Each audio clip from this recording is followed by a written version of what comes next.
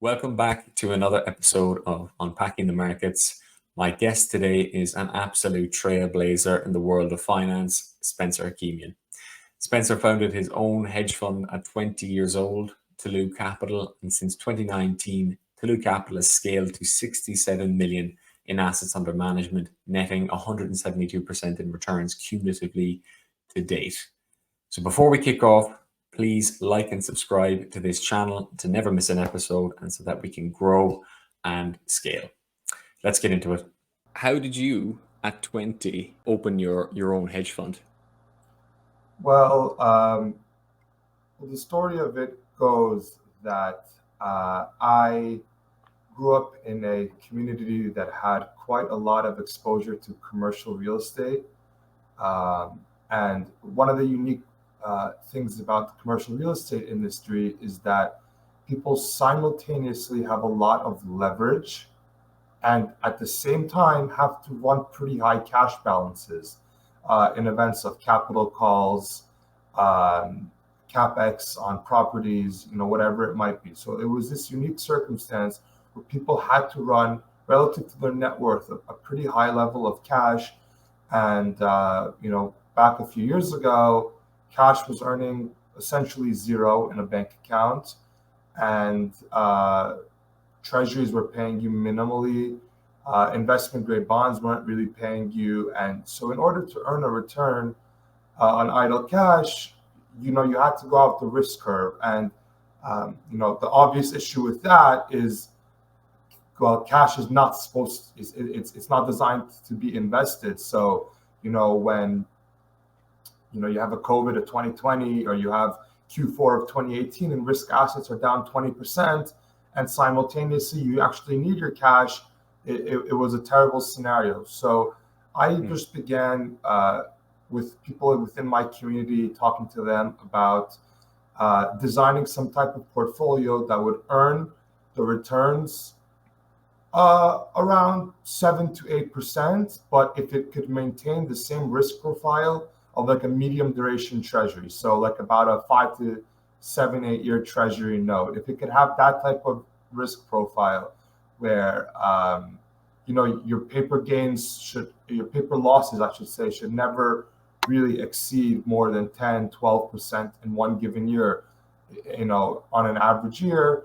If we could build a portfolio like that, and but still earn you the returns that were well in excess of cash, then I thought it would be a pitch, and it worked with some people. It's not for everyone. Obviously, this is a risk-off type of strategy that's not designed. We're not designed to, materially outperform markets. If we match markets, we're very happy. We're much more uh, considerate of our risk-adjusted return than just our nominal return. So that was kind of how it got started, and it's expanded from there to people that's outside of the community, a little bit more institutional. Some people in New York, some dead shops, a couple people in Tokyo, and that's how it's gone since now.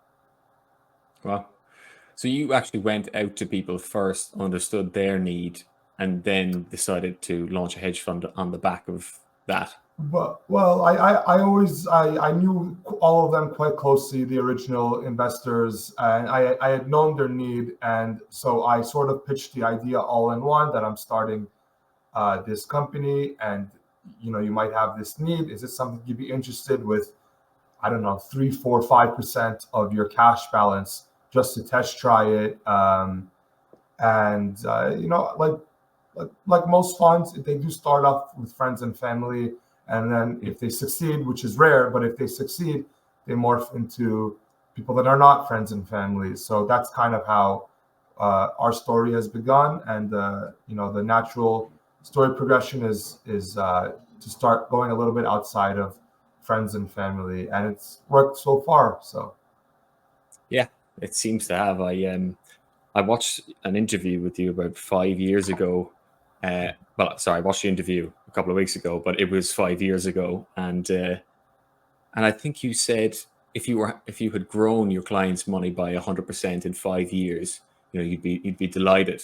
I think cumulatively you're at 172% since you started now. So, I mean, over and exceeded your expectations. But I guess what has been the kind of secret to success, or what's been the secret to consistency over a 5-year period to earn those kind of returns?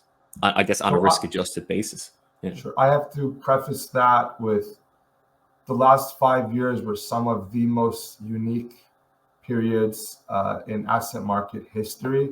I highly doubt, I'm saying it myself, that the next 5 years will have a return of 172%. Right. If we just take it back to uh, October of 2019 when we started, so almost 5 years ago, um, we had a global pandemic. We had the biggest wave of fiscal and monetary intervention in markets since the Great Depression, nearly twice as much as we did in 2008. We had a very, very aggressive bull market in equities and crypto and in any type of risk asset on the back of that fiscal and monetary support. Then we had quite a lot of inflation, in my opinion, as a result of all of that fiscal and monetary support. And now we are in this period where we are normalizing monetary policy. We're not normalizing fiscal policy at all, which is something I hope to talk about later on this podcast. But so we've had 4 or 5 of these seismic, once in a generation events that happened in just a span of the 4 or 5 years that our fund has been open. And we, just as being a student of financial history, we think we were well situated in every single one of those outcomes, and we knew fairly well what to do with all of those situations as they were coming to us. And that is by far what caused the outperformance. It's nothing to do with anything else, nothing special. I just think it's that we knew these things just from studying history, and these things have repeated many times, and we were just prepared. We knew to be sort of risk off as soon as in February 2020, as soon as those reports started coming out of Wuhan, China, about what was happening. We're like, this is inevitably going to spill. And then it got to Italy, and then it got to South Korea, and this is just like, how is this not going to happen? And then the night that Apple said that they're gonna miss guidance because of the coronavirus, we're just like, all right, so get into risk off assets, whether it be short duration treasuries, medium duration treasuries, long duration treasuries. Try and cut equity risk, really try and cut commodity exposure, because it's gonna fall off a cliff, commodity demand. And then as soon as the CARES Act was passed in the middle of March, we remember the playbook. Although we weren't practicing in 2009, we remember the playbook quite well, that as soon as the wave of stimulus begins, we wanted to switch over into risk assets, long duration risk assets, tech, even commodities, because of a global recovery in demand. And then we did that. And then I would say our next big consensus call was when in November of 2021, when inflation in the United States was around 6 or 7%. Headline CPI was like 6.5%, and the 10-year was like 125. We're just like, we're not going to short this, because that's a tough thing to trade. But we want to get out of all of that stuff, and we wanted to get into gold, which has been probably our highest conviction trade. That in an inflationary world, gold is the risk-off asset. It's not treasuries. I think the last 3-4 years have shown that exactly like what we saw in the 1970s. Or even if you want to go back to the Weimar Republic in Germany after World War I, gold was the safe haven. German bonds were not any safe haven to anyone. And just materially, if we're living in a world where we're going to consistently run 6%, 7% fiscal deficits in the United States, and all of that supply has to be absorbed one way or another through the private sector, if the Fed is not doing QE, even if they're tapering QT, they still are doing QT. We're going to have more of these bond auctions flop. They're going to tail. and there's just going to be pressure on long duration bonds. We think if you want to own bonds, we should stick to the short end of the curve, twos and less duration than that even. Just for the income, I don't think you want to be exposed to duration here at all. So yeah, that was, I think, our big conviction call. And then what really led to the outperformance was we invested pretty heavily in technology companies in December of 2021. Sorry, December of 2022. My apologies. So after the Nasdaq was down about 35%, and again, this was actually a function of studying history too, which is going to be a recurring theme on this podcast. But you know, the 1970s is referred to as the lost decade, one of the lost decades for equities. The 2000s were as well. What people don't sometimes remember about the 1970s is in 1973 and 1974, equity markets contracted by about 35 to 40%. And they went straight up from there for the rest of the decade, through the 70s, through the high inflation, through the Volcker shock, through the beginning of Reagan's presidency. Equities went straight up from there. They were actually one of the best performing asset classes of the back half of the 70s. And we made what I would call a calculated bet that the initial shock from rates, not from raising rates, was done, and any tightening from this point out was going to be just marginal relative to the big material tightening that happened in the summer of 2022. And we thought that these companies, the index as a whole was down 38%, and we chose to put a little bit of the fund on that, and that's equities are right back at all-time highs less than 2 years later. So I think this decade is playing out a lot like the 1970s in many different ways, not just in terms of markets, geopolitically as well. And we could talk about that later on if you'd like. Yeah, it's interesting. I didn't know how much of what you do is I guess obviously it's informed by history, like everyone, markets do rhyme, but to that extent. So I mean, when you're looking into a new year and you're assessing a macroeconomic scenario, how much are you looking back thinking, can I think of a similar scenario that's happened in the last 50 years or 100 years that this might be similar to? You know what? In terms of individual years, I mean, we do publish outlooks, and everyone in their own heads has an opinion of what we think is going to happen. But we try not to think about things in terms of years. We like to think of things in terms of regimes or just environments. And I think, again, what's been interesting about the past 5 years is you can argue we've been through 4 or 5 different environments in 4 or 5 years, where that should happen in 25 to 30 years. It's happened in 5 years. So that's been like a big change. But as an example, ironically, our 2024 outlook and our 2023 outlook were nearly identical to one another.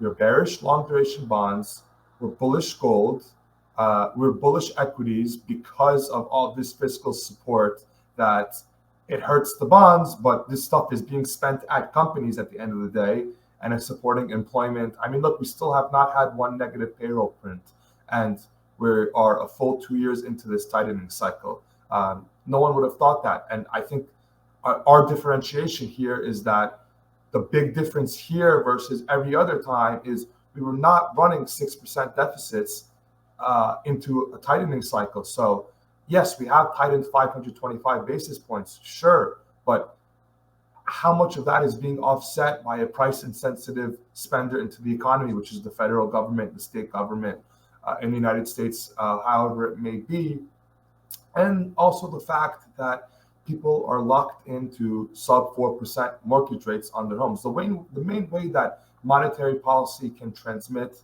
to the individual is through their house, and if people are locked into a 4-year mortgage, they're not really affected much by monetary policy. I mean, they are affected in the sense that, corporate hiring in theory should slow down, and if that slows down, their spending should be hurt. But again, if there's that massive tailwind of fiscal stimulus, that doesn't even appear to be happening. We we did not think a recession was imminent at any point during this cycle. That's probably been our most out of consensus call. That's why we were bullish equities in the Q4 of 2022. Um, we did not see that negative 35% hit to S&P 500 earnings happening. We just couldn't imagine it happening in a world where there's 6% deficit. So that was our most differentiated call, I would say. So because of that, you saw that 35% drop as just a clear buying opportunity for equities. Well, we saw it as a repricing to acknowledge the fact that now you can get 5% in a money market fund, right? So the Nasdaq couldn't trade for 40 times earnings, and right now the multiples going up a little bit, which we think is usual for the mid part of the cycle of equities. We don't think it's a bubble yet, and I'm speaking broadly because we only own broad indices. We don't really own any individual positions in companies. So I'm just speaking a little broadly here, but we don't think this is outlandish as a valuation. It's rich, sure, yeah, because we're mid-cycle and it gets rich every time in the middle of the cycle. But we don't think we're at an imminent late cycle multiple where it's going to contract downwards on its own. And unless we get a new tightening phase, which looks quite unlikely. I mean, I don't think we're going to cut so much, but I don't think we're going to be raising a lot either. There might not be a reason to lower multiples organically across the entire capital stack. So that's kind of our reason why we're sticking with our equities. And again, it's only about 35% of our risk. So we don't. It's never going to be about 50% of our risk is going to be invested in equities. And I say risk. I don't say percentage allocation. We think about these things in terms of risk because equities are 2.5 times as volatile as, let's say, something like gold. So to match those risk profiles, we would need to have a lot more allocation to gold than we would to equities just to match their volatility in the portfolio. So yeah. But it sounds like you kind of had anticipated quite a bit of, or had strong conviction in quite a bit of what was going to happen because of what had happened in the past. So was there any big moments that surprised you, say, over the last 4 years that you've been a hedge fund manager?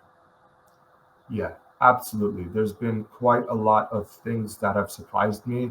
One thing that if we had interviewed each other 5 years ago versus now, it would be totally different, would be my opinion on cryptocurrency, and more specifically, my opinion on Bitcoin. Most specifically, this is something that if you had told me in November of 2022, around the week that FTX had gone bust, that 2 years later, less than 2 years later, a year and a half later, honestly, Bitcoin would be essentially fully institutionalized with ETFs, with almost every custodian on Wall Street offering some type of allocation to it for their clients, I would have been stunned by that. I would have thought that cryptocurrency would have been dead for right after the FTX debacle, because of everything that I thought from 2019, even earlier, till 2022 about cryptocurrency. All of the issues that I saw with it, I thought it was all vindicated by what happened with FTX, and I could not have been more wrong. And for the first time in our whole life, we bought some exposure to cryptocurrency, specifically IBIT, the Bitcoin ETF by BlackRock.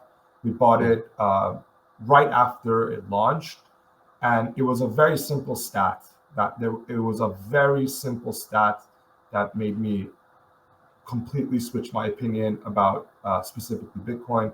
Well, I'll tell you the stat first. The stat was that there was about 9,000 coins of demand from the ETFs in the first per day on the launch of the Bitcoin ETFs versus roughly 450 Bitcoin that get mined daily.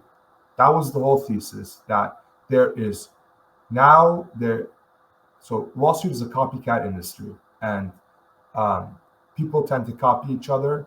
And institutions, when something is offered in a safe manner, like through something like BlackRock, through an ETF, and their competitors start putting 2, 3, 4% of their equity, of their AUM into Bitcoin, and if that explodes north and someone's fund is up 300 basis points more than their competitor for a year for no other reason other than having that exposure to Bitcoin, it's very hard to justify it to clients. It's very hard to justify not owning that to clients, right? Like the old phrase goes, no one will get fired for owning IBM, right? Well, now this is an institutionalized asset class. This is, whether you like it or not, this is mainstream. This is front page of the Wall Street Journal. The ticker is right there. You see it all the time. This is, you turn on CNBC or Bloomberg and you'll see the Bitcoin price within the first 5 or 6 tickers. It's there. It's not disappearing. And so with this combination of demand and the combination that we thought, look, we could be early here and we could buy only about 5% of our risk, but we did buy 5% of our risk in Bitcoin. We actually reduced some exposure to equities because we think equities and Bitcoin are quite correlated. We don't think of Bitcoin as a risk-off asset. We think of it as a risk-on asset. But in essence, because we were like, if every hedge fund, if every pension, if every endowment wants to just make this 2% of their AUM, right?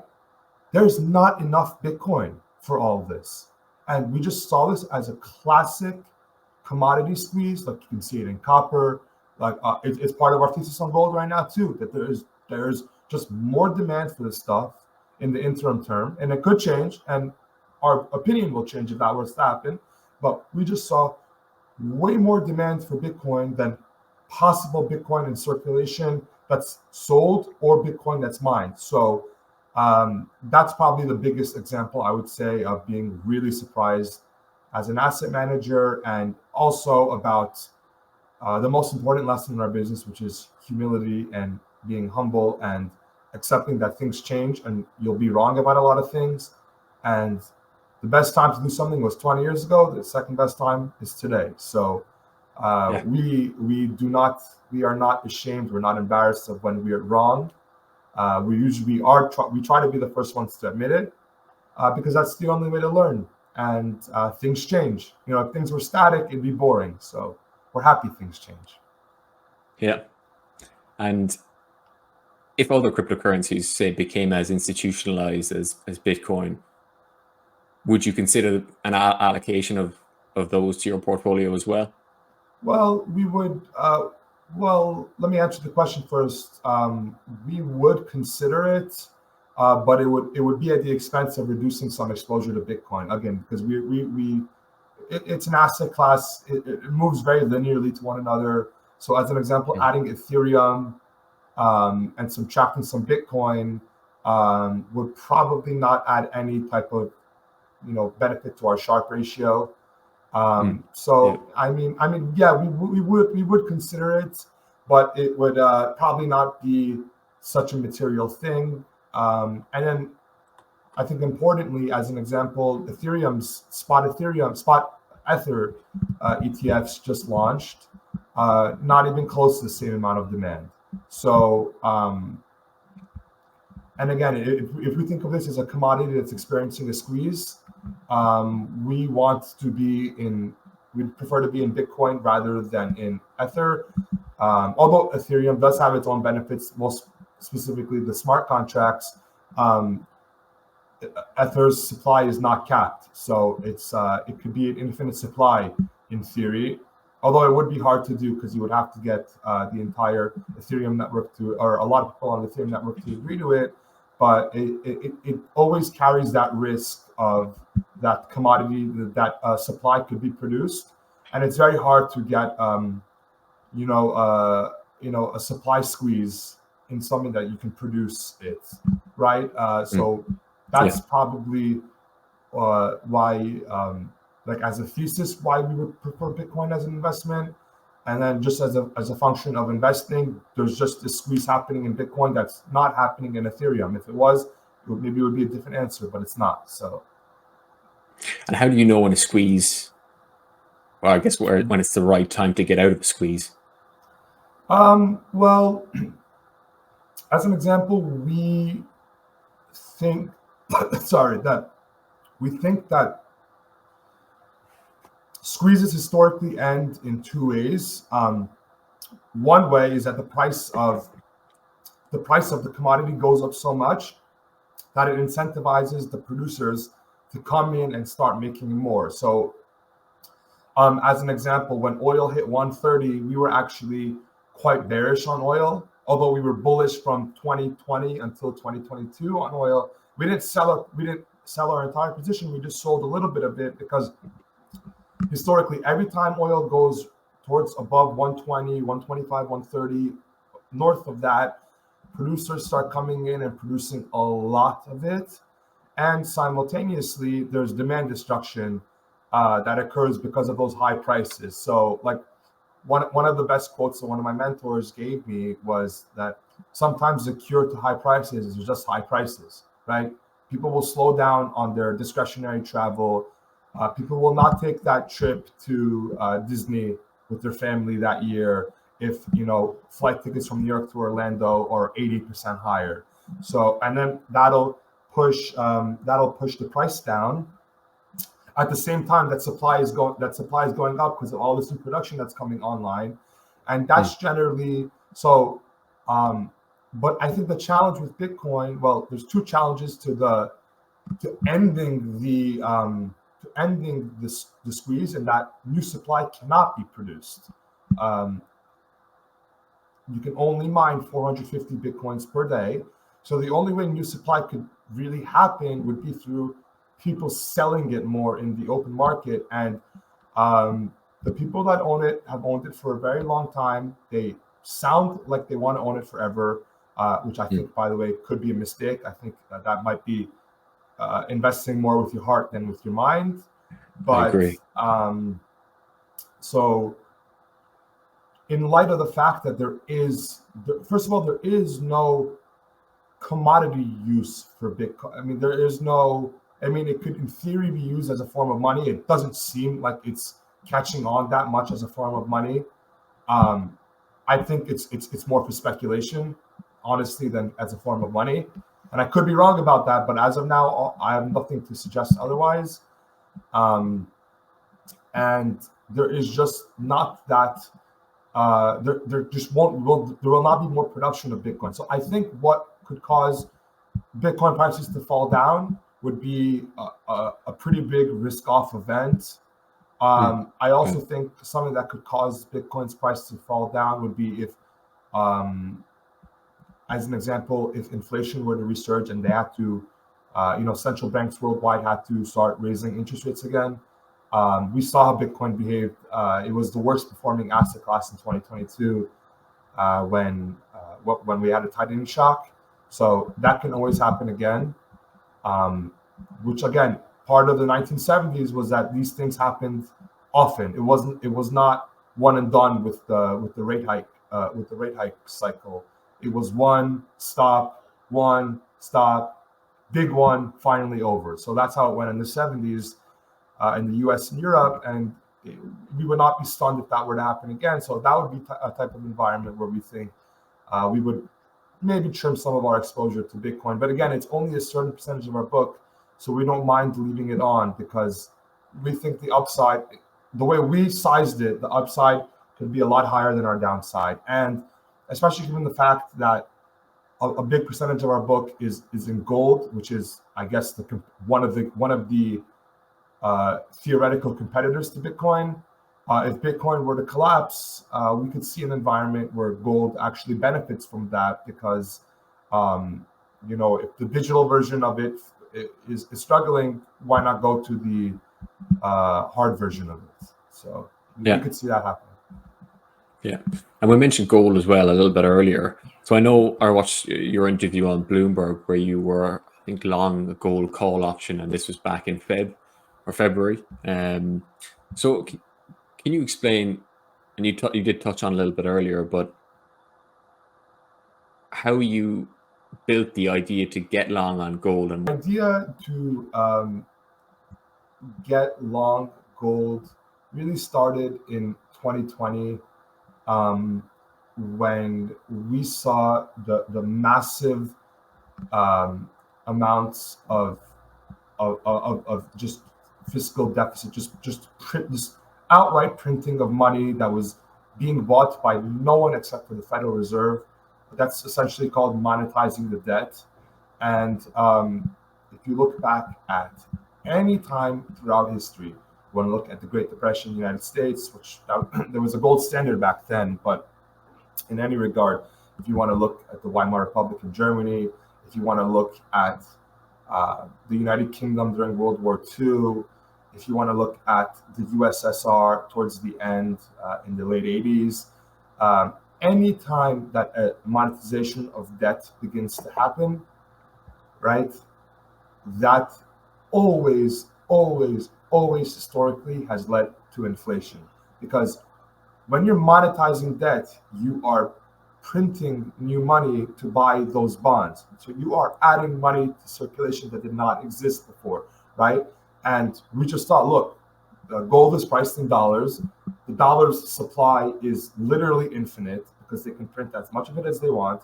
And gold supply is more or less capped. I mean, it expands at about 2% a year on average. And it's very hard to bring new supply online quickly to react to high gold prices. But although it can happen, it's a lot less than, as an example, the supply of dollars can increase in one given year. In COVID, the supply increased in about a year and a half by 35%. So 1/3 of all dollars that have ever been created were created in a year and a half.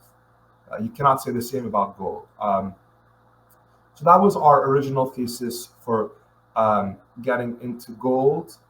And then the thesis really took off when we saw the inflation materialize.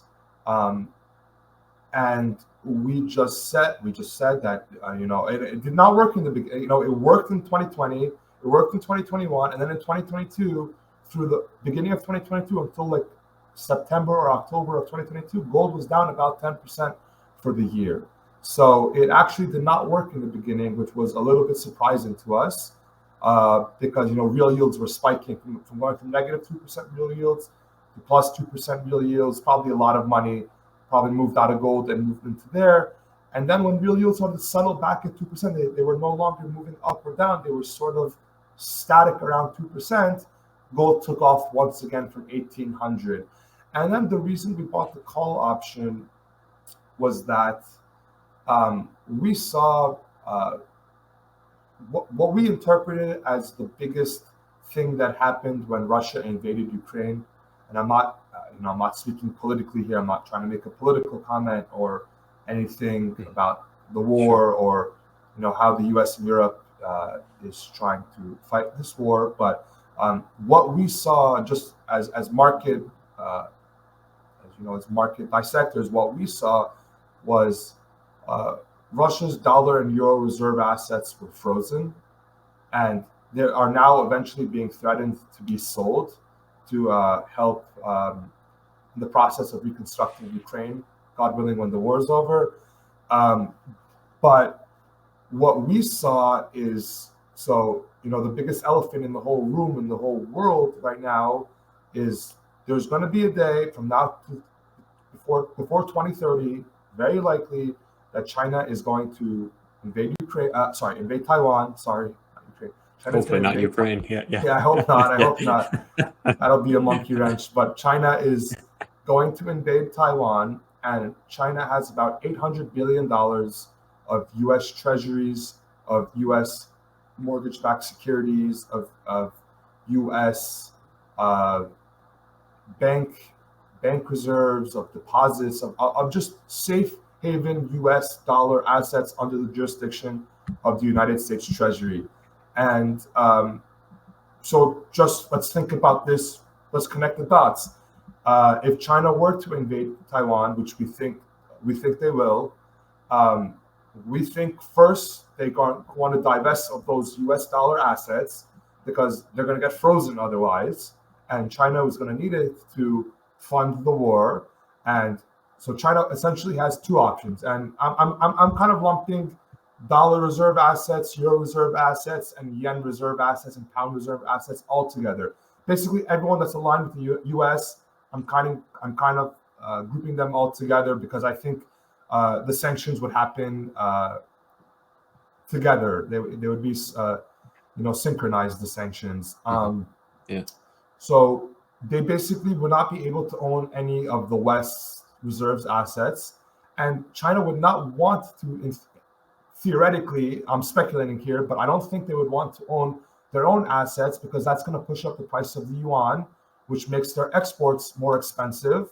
And China is an exports-focused economy, and just to hit the GDP alone from the sanctions of invading Taiwan are going to be devastating. Having a higher yuan going into that is just, I don't think that's something that China will want to do. And if you follow the PBOC, they've been letting the yuan weaken towards the upper end of its band for the last 6-7 months, and we think that's literally part of their that's part of their economic policy, to have a weak yuan in order to export at cheaper rates. So if they cannot own any Western reserve assets, and they probably do not want to own their own reserve assets, that only really leaves them with gold. There's really no other option in the world for them to own as a reserve asset for their central bank, for their FX reserves. And again, this is another type of squeeze that we saw, that China is going to have to punch through a lot of money, of all those dollars, all those euros, all those yens, all those pounds into gold. And if it does, it's going to have to buy all the supply that comes out of the mines in South Africa, in Russia, in Australia. It's going to have to buy all the supply, and it's going to have to basically buy almost all the tradable volume in the world that actually trades hands. And we just think that there is a scenario, and we think we saw it. We actually think we saw it in the beginning of this year, that gold in the month of April was up around 10%, and we think it was exactly related to this. We think China was buying. Some central bank data has even supported this, that the PBOC is buying a lot more gold than they usually do. And they are either letting treasuries roll off their balance sheet, so essentially QT, or they're outright selling treasuries. So it's kind of hard to know exactly what they're doing.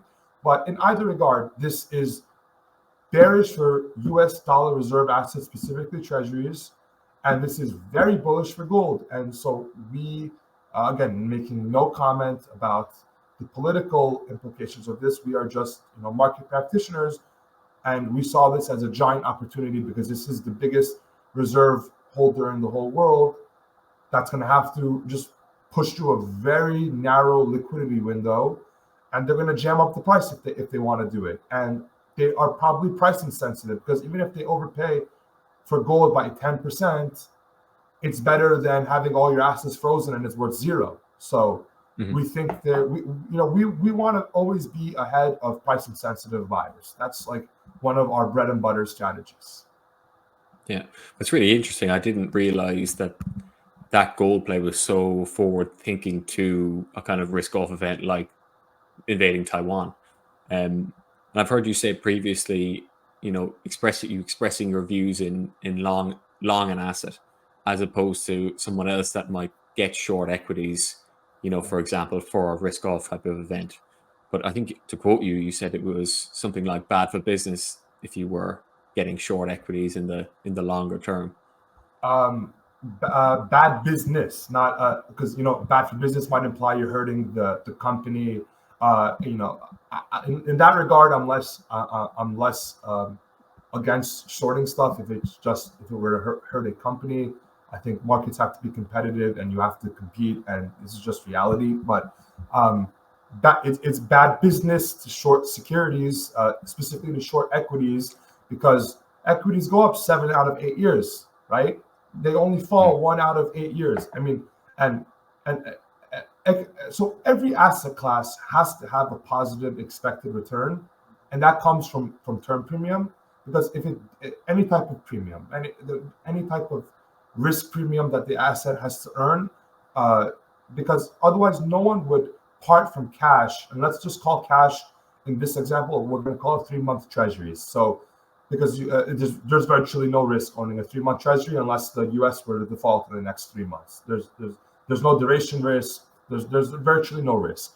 And 3-month treasuries can right now pay you 5.25%. So no one would buy an asset class if they didn't expect that asset to earn them over time north of 5.25%. Does not make any sense. Why would you part from something that's without risk giving you 5.25% to something with a lot of risk like equities, unless you think you're going to earn 10 or 11%? And so all asset classes have to fundamentally earn a positive return over time, or they would not be an asset class, or they would sell off so much. Like, as an example, there will be a day when treasuries will be a very attractive investment again, and we will await that day, and we will buy treasuries again at some point. But it's not right now, because we don't think you're being compensated enough for the risks in that asset class relative to all the other assets you can own, which are really giving you some decent premium for owning them rather than cash. But in essence, we think that the best way to diversify, to hedge a book, like a hedge fund, to hedge your book, is to own the asset classes that are negatively correlated to equities, right? So when equities go down, we want these other asset classes to go up. When equities go up, we don't mind if those other ones go down. But if they have a positive return through the cycle, we've essentially replicated all the benefits of that long short book, right? Because we're negatively correlated. So our positions go up. As an example, oil in 2022. It goes up as equities are falling off a cliff, right? But then again, as an example, in 2023, when, a long short book, the short side would have been down 30%, oil was up 3, 4, 5% for the year, right? So you don't get paid to short. It's the opposite. You pay. It's a negative sum business. It's going to go down on average. So we just think shorting is a very poor use of capital relative to owning actual assets that are going to earn a positive return. Not only are you going to actually have those same benefits in terms of lower correlation, a higher Sharpe ratio, but your insurance is going to pay you. You're getting paid to own insurance on your portfolio, rather than the guy that's short, basically, or the girl that's short, basically is just paying for portfolio protection, right? And so that's just essentially our thought. And then again, like what we saw recently was that short interest in the average S&P company is at like a 20-year low right now. That's and right. Look, some of that has to do with underperformance of long short hedge funds, that they're just not as many anymore. But again, I think this is kind of like a circular reference in Excel. They underperform because I think their business model is a little bit. I mean, and I'm not talking about everyone, obviously. I mean, there are some fantastic long short books, but as a whole, it's an asset. It's a business that going in, a good amount of your stuff is going to fail every single year, and it just seems like a costly use of capital. And I'm speaking as someone that my entire life is about hedging equity risk. So I'm not one of these guys that say buy 2 times levered equities and over a cycle you'll still outperform, right? I'm like, because I have a lot of risk, that idea. I'm saying there are better ways to hedge your risk than by being short, and I think it's pretty evident when you look at the math. Yeah, no, I agree, and I think even some of the say big traders I know, I can almost feel when they get short equities that sometimes it's like there's all these things happening in the world and risk-off events, or Hezbollah firing missiles at Israel over the weekend, or whatever it might be, and equities just kind of somewhat rally into it. So I feel like some of these I guys mean, have that. let's Sorry, go on. let's look at price action today. I would classify, at least in Europe, as a quite risk-off day, due to Sure. the parliamentary results, and it was a little bit more far right wing than was expected. Mhm. And I mean, look, today equities are up in the United States. They're down in Europe, but they're down. And I mean, like, there is a safe haven. Gold is up a lot today. Gold is up in the New York session over 1% today. I'm just looking at the market right now. So as an example, like, if you're short, you're down today. And look, I mean, if you're trying to hedge your equities with gold, you got a double. Sorry, yeah, you're trying to hedge your equities with gold. You got a double whammy today. Not only are your equities up, but your hedge is up today as well. So I know I'm speaking on a one-day basis, but I think this is kind of proof of concept that it just doesn't seem like the best way to go about mitigating market risk is shorting assets. It's just doesn't Yeah, seem like it to me. I agree. I could definitely say I have been tempted before and definitely failed kind of somewhat in shorting equities. So it's a lesson that you have to learn, and I completely agree. It's like, yeah, it's not an intelligent way to use risk. Or capital, I would Yeah. say. Better uses, Yes. I would say. Yeah. Yeah. Now, I wanted to shift a little bit to US rates at the moment, right? And more, I guess, specifically positioning. So at the moment, right, we have, say, non-farm payrolls last Friday, and everyone now is moving back to camp. We're never going to hike. And then 2 weeks ago, or it was all, we're going to get 3 cuts this year or 2 cuts this year, or basically a flip flop in interest rate expectations. So in that kind of environment where, you know, every couple of weeks to a month, interest rate expectations are changing so much, and the market is moving on that basis because we're so data dependent. How do you kind of position in that environment? So I want to preface this by saying I think this concept of rate volatility being unusual uh, is a profound mistake relative to history. Rate volatility only disappeared from 2009 until 2020 because the majority of those bonds were being bought by the Federal Reserve, which is a price insensitive buyer, and they had no care if they saw some paper losses on their book. They're not a hedge fund. They don't have to report anything to clients once a month. They just have to support the economy. So what we're experiencing right now is completely normal, and I've said it on Bloomberg TV a couple of times. This is the 2009 until 2020 was the aberration. This is normal, right? Yields moving up and down 100 basis points in either way throughout the year is completely normal. It's especially long rates. Like, short rates are more sensitive to interest rate movement, to the Fed funds, which won't move as much. But sorry, this is a completely normal thing to be happening, and the only way we've been trading this, and it hasn't worked yet, so I'm very honest about it. It has not worked yet. We still think it will work. Is we have a 2 cents steepener trade on, which essentially means that we think one way or another, either through a bull steepener or what we really think is through a bear steepener, which is something we should definitely talk about, that the yield curve is going to normalize and long rates will again be higher than short rates.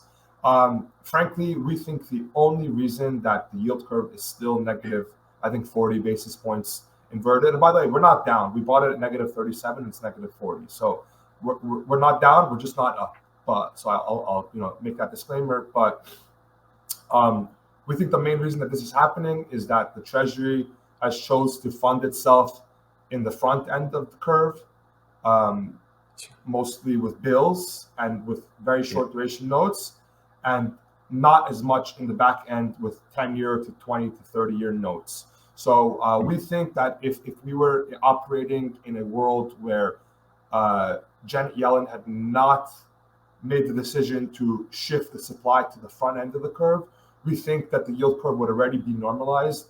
And this is actually probably one of our more out of consensus calls, and it's pretty bearish.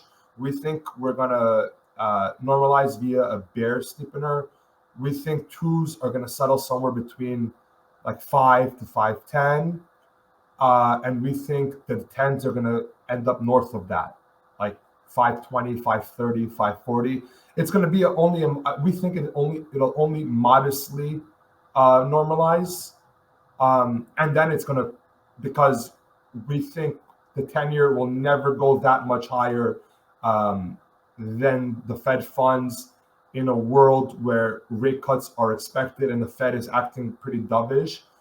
But we think that the next stage of this trade, so this is a two-part trade, we think. Trade part one will be the bear steepener, and then part two will be the bull steepener, which will, we think, happen when we inevitably actually get the recession, which we think is still not imminent at all. And we're not going to make any prediction for when it's going to happen because it doesn't appear imminent. So why would I make a prediction?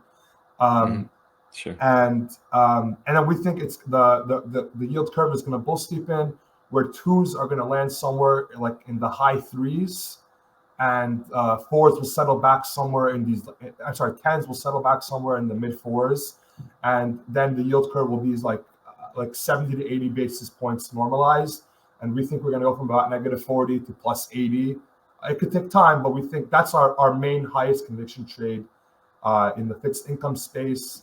And we do not want to touch the back end of the yield curve. We have no desire for it. Like, there are scenarios where that thing can spin really out of control, like it did in the 1970s, and you could be talking about like catastrophic losses on long duration treasuries. I mean, look, TLT is down 50% from its peak, which is the 30-year ETF. So, I mean, I've never thought of long duration debt as safe haven. I think short duration debt is a safe haven, and I think long duration debt is a bet on deflation. And there's a time when you should own long duration debt. As an example, in China, if we had the economic conditions China had, long duration debt would be one of the biggest investments on our book at the moment, because that's a deflationary, low growth, not enough fiscal support kind of world. Like, that's where you'd want to own the long duration debt. But again, it's an investment. It's not a safe haven because there's duration risk involved. So yeah, that's our main thoughts on US rates at the moment. And you think basically the longer term rates are going to rise, and that's why you don't want to own, say, DLT as an ETF. Absolutely. Yeah. And by the way, we think that is actually something where if we get that bear steepener, that would be something where in the short term, we think we would see like a correction in equities, like a -20% drop. I don't think we would, retest lows or anything, but I think you could see a 20% drop if the 10-year was to go from 4.5 to 5.5. We think you would see a 25% drop in equities, which is one of the reasons why we have to kind of have this trade on, because we need to benefit to offset the risk that could happen to equities and to 30-35% of our risk of the book. So it's one is that we believe in the trade, and two is that if we get a bear steepener, we have to be protected. So we have to be protected for all these types of different outcomes, no matter how unlikely they might be. Can you explain what a bear steepener is? Yeah, a bear steepener is like if a yield curve is usually what we call normally sloped, which basically means that the shorter duration of the debt, the lower the yield. So like in a normal world, the 2-year should pay 3%, the 10-year should pay 4%, right? Hypothetically, right? And that would be a normalized yield curve, right? Right now, our yield curve is inverted, which means it's upside down, which means that the rates in the front end, so the 2-year right now is paying about 5, and the 10-year is paying about 4.50, right? So it's like 40 to 50 basis points inverted at the moment. And so that is very unusual because, I mean, just basic financial logic would imply that if you lend someone money for 10 years versus 2 years, you would want a little bit of a higher yield for everything that can go wrong in the between years 2 and 10. Those 8 years in the middle, that anything that can go wrong, you'd want to be compensated for that.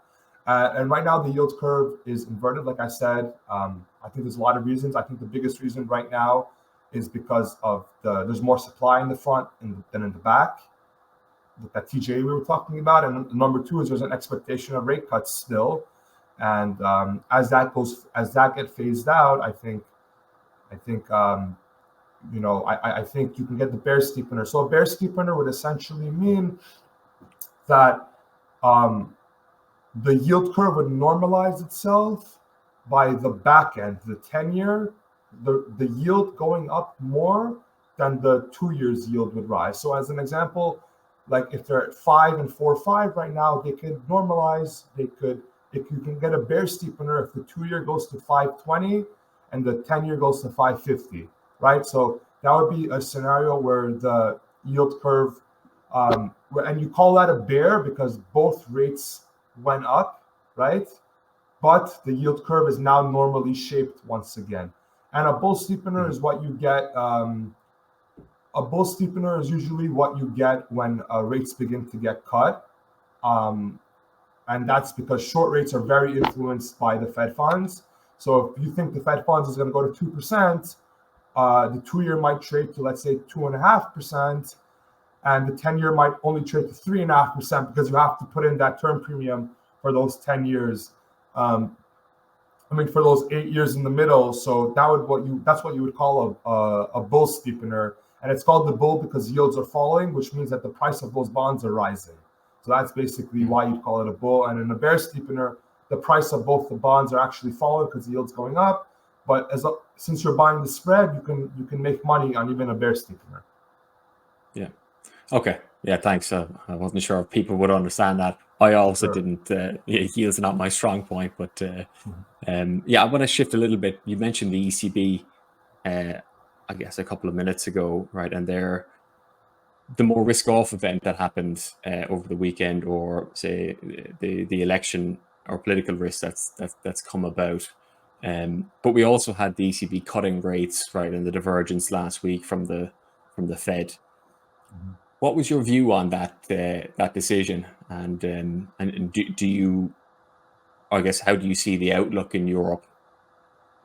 My outlook in Europe has been bearish post 2008. Actually, this morning, I just posted on my Twitter and on my LinkedIn. If anyone would like to follow me on there, you're more than welcome to. But I just posted on my Twitter and LinkedIn. German, Italian, and French real GDP growth since 2008, cumulatively, it's been 10% in Germany, which is quote unquote the strongest economy in Europe. It's been negative 5% in France, and it's been negative 15% in Italy. So there are such structural headwinds in European economies, specifically, and it's coming from two areas, if you ask me. It's coming from lack of population growth, in many cases outright shrinking of population. And then number two is there's just no productivity growth at all in Europe. And that might have to do with, high debt to GDP. That might have to do with, fiscal policy. That might have to do with, a lack of a major tech sector. That might have to do with that might have to do with high energy costs that, prohibit manufacturing in large scales, maybe outside of the German industrial heartland. And in essence, so the ECB only has one mandate, which is inflation. And that, again, has to do with the fact that Europeans, and specifically Germans, have such a negative history with inflation. And it led to such catastrophic things in Europe in the first half of the 20th century that I think Europeans are a lot more tolerant of lower growth, as long as it means lower inflation. And I essentially think that, first of all, I don't think this is going to be a big cutting cycle by the ECB. And I think Lagarde has said much of the same. This will be a tweak. This will be maybe 2 or 3 cuts over a year. This is not going to be 6 or 7 cuts unless the economy were to fall off a cliff, in which case, yes, I can see you having 6 or 7 cuts. But in essence, I think why Europe cut, and I'm not sure if it's a mistake or a correct move, but why they cut is that Europe is such a structurally indebted economy, both on the personal level and also on the public balance sheet, that higher yields are just not sustainable, and it'll collapse economic activity fast. So although core inflation is 2.7 in Europe, and that's above the ECB's target, they ignored their only mandate, which to me is a mistake, but nonetheless, because they have such a financialized economy that they cannot afford to start refinancing, corporate debt unless yields were to come down a little bit. But at the same time, I think that will put a lot of pressure on the euro, and that has its own negative effects. So I do not think the ECB can stray too far ahead of the Fed in terms of its cutting cycle. And so I guess we'll see from there what happens. Yeah. But I can't remember if you said you agree or disagree, but I did hear disagree in there somewhere. But I also also maybe share the view that we had that slight rerun in, say, in inflation the weekend before the cut, where it was up at, as you said, 2.7, and although I agree with your points on structurally Europe's weakness, I think over the last, say, 3 to 6 months, we've seen some kind of regrowth in Europe, which has been reasonably strong in things absolutely. like employment. Absolutely. And I'm very happy, of course, for that. And I think there's 2 reasons for it. One is falling energy prices. Energy prices have sustained at a lower price. That's just pure stimulus for the European consumer. Europe is not a net exporter of oil or gas. They're a net importer of it. So if the price falls, that is just a straight tailwind to GDP. It's like literally a math equation. And then it also adds more money to consumer pockets that can get spent on discretionary items that have a bigger multiplier effect. One, because it's going to be spent at European companies rather than, to overseas energy producers. But then 2 is that China is slowly beginning to recover from their respective, I don't know if I can call it a recession because it technically was not a recession, but an economic slowdown. And Europe is very exposed to China's economic conditions, specifically Germany, in terms of exports, auto exports, heavy machinery exports, things of that nature. So as China begins to recover, that should trickle through into Germany's economy, and then from Germany to trickle through to all the other European economies, because Germany is the anchor economy of the European economy for sure. Yeah. But that kind of somewhat resurgence in growth, followed by a little bit of an uptick in inflation, would really made me quite confused as to why, last week was the time to cut rates. It's a bit like, as you said, there is one mandate. If I wasn't clear enough, I see no reason for them to cut rates. We'll see if it's a mistake or not. I think it is going to be a mistake, but we'll see. And I personally did not see any reason to cut rates. And I also think that it will be a minor rate cutting cycle. I don't think Lagarde wants to put European real yields into negative territory again, because that's going to resurge inflation in a minute's notice. So even if we're cutting, I think it's going to be some fine tuning. It's not going to be a severe cutting cycle, I would say.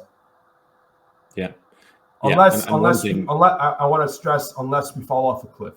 Then yes, we're going to cut rates aggressively again. Yes, it's a classic caveat with any, just because anything can happen, obviously, in markets, right? So it's But you mentioned at the start of this conversation you had a commercial real estate background. So Germany or the German banks more specifically, have quite a significant exposure to commercial real estate, which, as we know, has been struggling.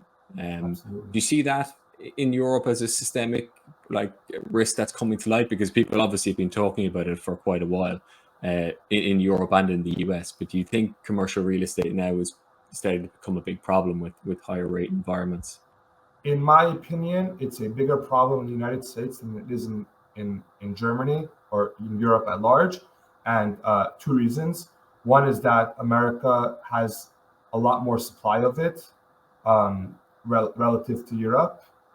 And two is that post 2008, German commercial real estate assets always priced in a certain level of vacancy into the equation, because of the fact that Europe's economy was structurally weak after 2008. The office sector is a pretty linear bet on the unemployment rate. I call office real estate a leveraged bet on changes to the unemployment rate. Essentially, that's basically what I think of office real estate as. First of all, it has the cash flow component, but in terms of the change in the prices of it, I think it's essentially just a function in the change in the unemployment rate. And so Europe having a higher unemployment rate than the United States after 2008 always priced in a higher amount of vacancy into the models of commercial real estate. When you bought the asset for like a 3-year out outlook, you always price in higher vacancy. So now with global trends like work from home, and some of that stuff is actually, materializing in the higher vacancy rate. Ironically, Germany was priced more correctly than the United States, which was priced for minimal vacancy. And now it had this exogenous shock of COVID and this sustained shock of work from home, although it's obviously not at the same levels as it was during COVID. It does not appear as we are ever going to get back in the United States to 2019 level of occupancy per capita of office occupancy of commercial real estate. It appears that work from home is here to stay almost permanently on some basis, whether it be 2 days a week, I don't know, whatever it might be. It does not ever seem like we are going to get back to that. And first of all, that was never priced into U.S. commercial real estate prices to this extent, and now it's being priced in, which is causing the cap rate to rise or the price of the property to fall relative to its earnings. And then number two, we have this higher for longer environment where all of these assets that were bought at 4% interest rates are going to have to be refinanced at 8% interest rates. So you have your NOI collapsing. At the same time, you're going to have to refinance, if you even can refinance at at twice the interest cost. And so we just think that there's going to be a lot of keys being handed back in commercial real estate in New York City. Not just New York City, but around the world. In the United States, around the country. And we don't think that cycle has even began. Banks could be in a world of trouble. Banks are a leveraged business. So when they get paid back 90 cents on the dollar for their $1 loan, that could wipe out their entire equity. That's how companies like Lehman Brothers went bankrupt, right? Those mortgage-backed securities they owned were trading at 80 cents on the dollar, and they were 6 times leveraged. Their equity was negative. So that's essentially how it happened. And so we think that's beginning. We do not want any exposure to banks in the United States. Even if it does well, we don't think that's the way to, earn, the optimal type of return in this type of world. And also, one thing about real estate, to state the obvious, is that guy that signed the lease for 100,000 square feet in Midtown Manhattan in 2019, when his lease comes due and 30% of his staff is not there on a daily basis, how many square feet do you think he's going to take? You think he's going to take 100,000 again? He's going to take 70,000 square feet. So not only is the price per square foot going to fall, but the gross amount of square feet that are going to be used for commercial real estate is going to fall. And you're going to have the higher rates, which means higher interest costs and higher cap rates, which means lower prices. We think this industry we are only in the beginning of this problem. We don't think we're nowhere near the end of this problem. And this is something that could, I think, have cascading effects through the entire economy that could cause a deflationary type of risk-off event that would actually compel us to start beginning owning treasuries more. But it would have to start happening. We wouldn't want to be ahead of that trade, because in our business, being early is just as bad as being wrong. So, Yeah. And do you think it would, I guess, make the market lose confidence a little bit in the banks with sizable commercial real estate exposure so if that event started to happen? interestingly, in the United States, most exposure to commercial real estate for the banking sector is via regional banks. Large banks, the big four, have almost relative to their assets, it's almost a negligible exposure to it. What we don't obviously know are the derivative exposures that they might have. So, you might have commercial default credit default swaps. You might have CLOs. You might have an equity investment in a regional bank that has an overexposure to it. So that's what we might not know in terms of the large banks.